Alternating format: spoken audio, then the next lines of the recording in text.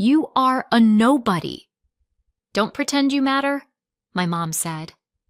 Honestly, we forget you exist half the time, my brother added. So I clinked my fork against my glass and said, This won't take long. Just 3 sentences. By the second, my mom's face had gone pale. I didn't flinch, didn't cry, didn't even blink. Because when you grow up with people like mine, you learn to wear your face like armor. You learn not to react, at least not in ways they can use against you later.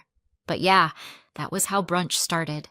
They call it brunch, but let's be honest, it's just Sunday lunch with mimosas and extra judgment. The menu changes, but the vibe never does. We were halfway through some aggressively dry quiche when my mom decided it was time for her usual performance review. She likes to treat these family meals like annual performance evaluations, except I never got the job to begin with.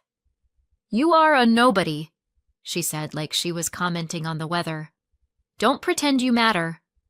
And Ryan, my younger brother, whose biggest life accomplishment so far is existing at the same time as a Wi-Fi signal, added, Honestly, we forget you exist half the time.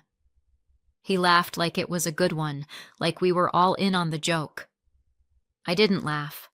I just reached for my glass. Nothing dramatic, just a casual little clink with the side of my fork and said, This won't take long. Just 3 sentences. They both looked up mid-bite. By the way, I said, facing Dad, this copy's for you. Then I pulled a folder out of my bag, plain black, nothing flashy, and slid it across the table. No big speech, no raised voice, just a little nudge across the linen tablecloth. Ryan looked confused like he thought I was handing out resumes. Mark, the husband my mom married when I was 15 and stopped calling my dad the second the ink dried, leaned forward like he expected concert tickets. But my mom? She didn't move. She just stared at it. Eventually, she reached for the folder and opened it. Page 1, then 3. And I watched it happen. That slow-motion expression shift like someone realizing the brakes don't work and the wall's a lot closer than they thought. Her fingers started to shake a little. Mark went from smug to pale. Ryan's fork hovered in midair like he wasn't sure if he should keep eating or run. She hit the last page. You little, she said almost under her breath. Mark stood up, chair scraping loudly across the tile. You said you deleted that stuff. I stood too, adjusted my sweater, picked up my bag. The originals are already with people who matter, I said. This is just for your personal enjoyment. And then I walked out. Let's rewind for a second. Technically, I'd moved back in with them about 3 months before this lovely family brunch. Told them I couldn't afford my apartment anymore, that I was struggling, needed help. My mom was reluctant to take me in. And by reluctant, I mean she said yes, but made it clear she expected rent, chores, and zero attitude. Ryan lives there too, by the way. No job, no rent, no chores. He contributes absolutely nothing except dirty dishes and the occasional opinion no one asked for. I got the laundry room, not the guest room, not your old room. The laundry room. There's still a dryer in there. It rattles at night like it's possessed, and every time it shook the wall, I reminded myself, just a little longer, just until I found what I needed, because I wasn't there to bond. I wasn't there because I had nowhere else to go. I was there because I knew there were things they never expected me to find, and I planned to find them. But none of that showed on my face at brunch. At brunch, I poured the orange juice. I passed the butter. I smiled when Mark made his weird fake jokes about millennials not knowing how to do laundry, ironic since I was the one literally doing his. I said, "Thank you," when my mom handed me a napkin like she'd just done me a favor. No one asked how work was going. No one asked what I was working on. The closest I got to attention was, "Do you still drive that little car?" I got a mug that said, "Somebody's favorite daughter for Christmas," which is hilarious considering I'm pretty sure they forgot to wrap it until that morning. Ryan got a new smartwatch and a trip to Cancun for his mental health. I got to vacuum the stairs. So, yeah, the moment at brunch. It wasn't planned. Not really, but it felt ready. And when I saw her face go pale, when I saw Mark's eyes flick to the door like he was calculating how long it would take to make a run for it, when I saw Ryan finally shut up for once, I knew I'd hit the vein. I didn't need to scream. I just needed to tell the truth. And I wasn't even close to done. You know how some people talk about their childhood like it was a sitcom? Lots of inside jokes, weird family traditions, embarrassing birthday party stories that everyone laughs about now. Yeah, that wasn't mine. My childhood was less Full House and more Survivor minus the prize money. From the outside, we looked normal. Holiday cards with forced smiles, family vacations that somehow made it into scrapbooks, a fridge covered in Ryan's terrible school drawings like he was the next Picasso. But inside, it was like growing up in a group project where I was the only one doing any work and still getting blamed for the bad grade. Ryan was always the star, the golden child, the one who could break things and be called spirited. I once knocked over a cup of juice and got sent to my room for being careless and dramatic. At one point, I seriously started to wonder if they had just forgotten I was there. There was this one day I was 9 when I came home excited because I'd won this small art contest at school. Wasn't a big deal, but I was proud. I showed my mom the certificate. She looked at it and said, "You really should focus more on science." Art won't get you anywhere. Ryan brought home a participation ribbon for Best Listener. The same week, she framed it. That kind of stuff adds up. It wears you down in ways that don't show on the outside. You start to question if maybe you're the problem. Maybe you really are just less interesting, less likable, less worthy. The only person who didn't treat me like an afterthought was my dad. He wasn't flashy or dramatic. He didn't go around giving speeches or trying to win Parent of the Year, but he showed up. He helped with homework, made the best grilled cheese on the planet, let me ramble about books I was reading, and actually remembered what I said. He was steady, quiet. I didn't understand why my mom was always so annoyed with him, like just existing in the same room was a personal insult. But she treated him the same way she treated me, which in hindsight says a lot. Still, I didn't question anything. Not until the day everything cracked open. I was 12, sitting in the living room eating dry popcorn and watching a show I didn't care about. Ryan was upstairs. Mom was on her phone. She turned off the TV and said she needed to show me something serious. That's never a good start. She scrolled through her messages, held out the screen and said, "This is from your father. You need to see what kind of man he really is." The message was short, just one line. "If you take her, I'll kill you both." I remember staring at the screen, not fully processing it, like my brain just glitched. She told me he was dangerous, that she'd always known something was off about him, that she was filing for full custody to protect me. She rubbed my back like she was the hero in all this, said I didn't need to be scared anymore. I didn't even cry right away. I just sat there stunned like someone had pulled the floor out from under me and I was still mid-fall. Then came the court stuff, the silence, the new rules, no phone calls, no visits, no, we'll figure it out, just done. My dad was erased overnight like someone edited him out of the script and I was told to be grateful. What followed were the rebuilding years, as my mom once called them, which is hilarious because she never rebuilt anything. She just rearranged the control panel. I became her emotional punching bag, her living help, the kid she didn't want but had to manage. Ryan got louder, lazier, meaner. I got invisible. She stopped pretending we were a family. It was clear I was there because she didn't want the optics of sending her daughter to live with someone she claimed was unstable. But the love, the softness, the basic human decency, gone. I didn't think about my dad for a long time. Not really. I shoved him into a box labeled dangerous and closed the lid, But some things don't stay buried, especially not when they never made sense to begin with. There were too many things that didn't line up.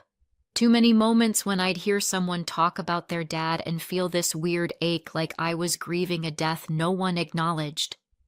And the message itself, it just never felt right. My dad wasn't that guy.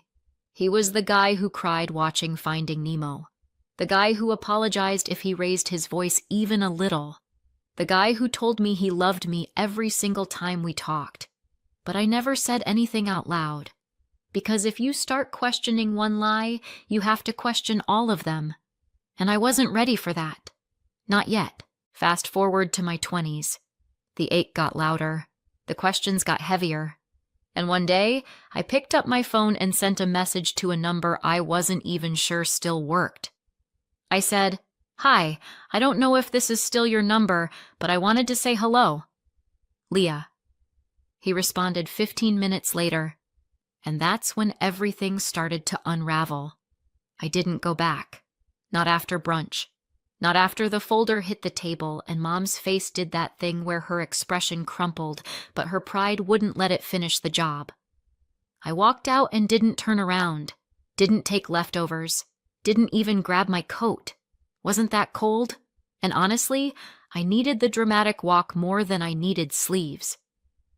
I checked into a short-term rental under a fake last name. Nothing dramatic, just enough to keep things quiet while the blast radius settled. 2 hours later, my brother texted me, "What the hell did you just do?" Followed by, "Mom's having a meltdown." Mark's yelling, "They won't tell me what's going on." I didn't respond. Not because I didn't want to, but because I really didn't want to. Let them sit in it. Let them sweat through their polo shirts and wonder how the whole house of lies suddenly caught fire. I wish I could say I had a master plan from day one. But the truth is, it started as a hunch in a really bad night. I was 23. I couldn't sleep. I'd been thinking about that message for weeks. The one Mom showed me when I was 12. "If you take her, I'll kill you both." The thing that made me cut my dad out of my life like he was a cancer. The thing that made me scared of my own memories. But the older I got, the more it didn't add up. My dad was the kind of guy who made pancakes in the shape of animals, who used phrases like safety first. Unironically, he wasn't the send violent death threats type. So one night I texted him, "Hi, I don't know if this is still your number, but I wanted to say hello." He replied 15 minutes later, "Leah, I've been waiting 10 years for this." We met in a park 3 days later. Neutral territory. I half expected him to look different, colder, like maybe the version I remembered was just childhood wishful thinking.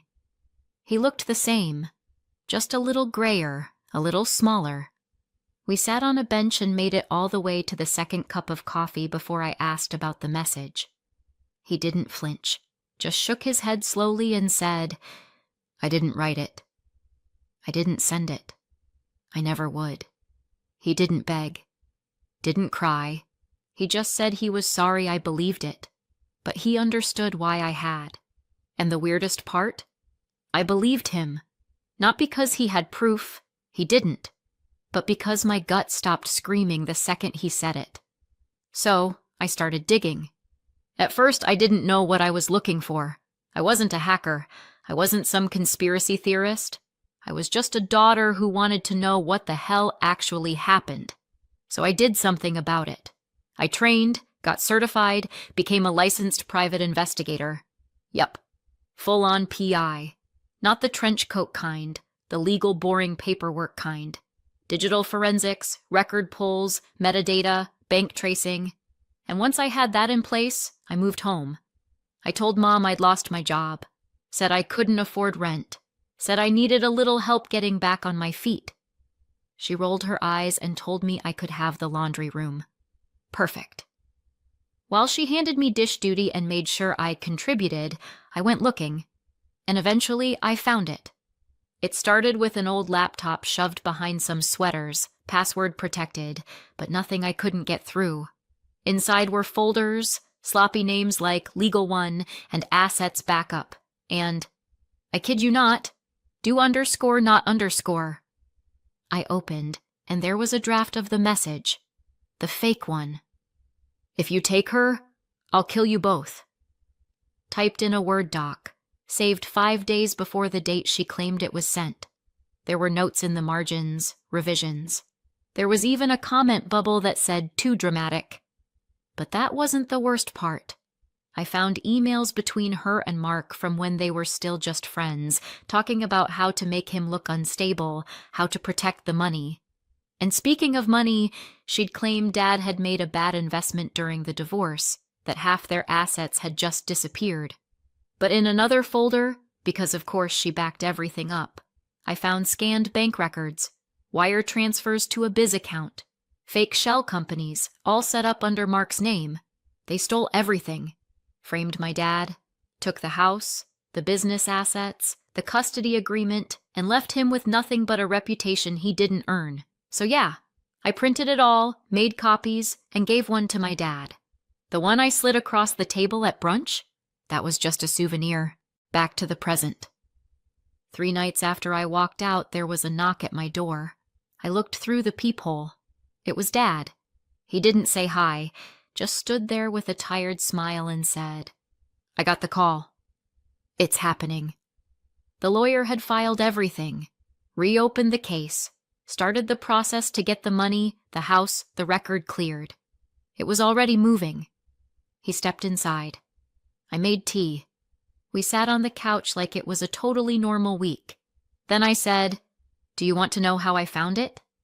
He nodded. So I told him, not the whole thing, not yet, but enough. When I was done, he just said, "You didn't have to do this." And I said, "I didn't do it for you. I did it for me." Then the text started from Ryan. "What's going on? Are you seriously blowing up the family over ancient history? This is way too far. You made her cry." Then from Mom, one line, "You're not done. Don't think you're done." Charming. I didn't answer any of them because I knew exactly what was coming, and they had no idea just how much I had left to say. It didn't take long. The legal letter landed 2 days after Dad filed. Certified mail. Thick envelope. The kind that makes people go quiet when they see it in the mailbox. I wasn't there when it arrived, obviously, but I heard about the scream. Apparently, Mom opened it in the kitchen, read the first page, and dropped her wine glass, full red, midday. Mark tried to play it cool, which was hilarious considering he was named directly on page 2. I can only imagine how fast he Googled, "What happens when offshore accounts get traced?" And Ryan, poor Ryan, was still texting me like I was just going through something. "You don't have to do this. We can fix it." Fix what exactly? The fake message, the stolen money, the fact that they treated me like a spare part for 20 years? Sorry, buddy. That ship burned. The court filings were airtight. Emails, drafts, bank records, all there in black and white. My folder wasn't just receipts. It was the whole damn audit. The judge moved quickly, not out of vengeance, just clarity. Said it was a pattern of deception that compromised custody, finances, and personal safety.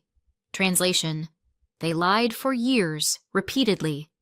On paper, the ruling: full restitution. Every penny they stole had to be paid back with penalties, with interest. They had to liquidate the house, the cars, the investment accounts. Mark even tried to argue that he didn't know what was happening. Said he trusted his wife's financial planning, which would have been more convincing if he hadn't literally signed the wire transfers. They sold the house within 3 weeks. At a loss. My mom moved into a 2-bedroom condo with a leaky faucet and no insulation, and for once in her life, she didn't host a housewarming. But she wasn't done being dramatic. About a week after the ruling, she made one last swing. She created a Facebook account in my name. Same photo, same bio. Even copied one of my old posts word for word. Then she started writing unhinged updates claiming Dad abused her, that I was unstable, and that we'd hacked her accounts. It was pathetic. Also stupid, because it took about 15 minutes for the digital forensics guy to trace the IP address back to her house. Same Wi-Fi, same browser history, same laptop she used to stream her Pilates classes. The judge didn't even get angry. He just stared at her like she was a math problem with no solution. "Miss Hartwell," he said, "you fabricated a message, stole from your ex-husband, and now you're impersonating your daughter online." She tried to cry. It didn't work. Even Mark wouldn't look at her. As for Ryan, he vanished the second the money ran out. No loyalty, no apology, just a quiet unfollow on Instagram, and I assume a frantic job search for something that didn't require a resume or accountability. He never texted again. Fine by me. Dad bought a house. Not a mansion, just a modest little place with a real yard and a porch that gets good light in the afternoon. He called it peaceful, which is code for not haunted by my ex-wife's voice echoing through the drywall. He invited me over the day he got the keys. When I walked in, he handed me a mug of coffee and said, "No big speech, just thanks." And that was enough. We sat in silence for a while. Not awkward silence. Just the kind where your body finally remembers it doesn't have to flinch anymore.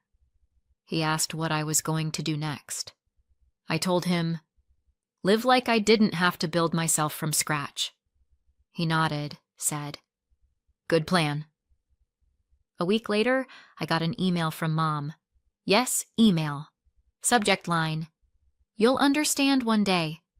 The message was about what you'd expect. Lots of, "I did what I had to," and "You betrayed your own family," and "You always were ungrateful."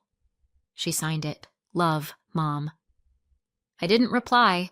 I just archived it and labeled the folder "Unsolicited Fiction." There was no big announcement, no TikTok reveal, no essay on healing. I didn't want revenge. I wanted quiet. And that's exactly what I got. No more explaining myself. No more justifying why I felt like a guest in my own family. Just silence. A kitchen with real food. A living room that feels like mine. A dad who makes dumb jokes and never uses them to hurt me. They used to say I was a nobody. Said it to my face behind my back at brunch. But the funny thing about nobodies? We watch. We remember. We learn how systems work, especially broken ones. And when we finally speak, we don't scream. We bring documents. They said I didn't matter. Turns out I was the only one keeping track of everything. Some days I still wonder if I went too far, if I could have handled it more quietly. Maybe I should have just let it go and built my life without stirring up everything they tried to bury. But then I remember how long I stayed quiet, how much I let slide, how much they counted on me doing exactly that. So no, I don't regret it. But I still wonder what you think. Did I do the right thing? Would you have walked away or handed over the folder?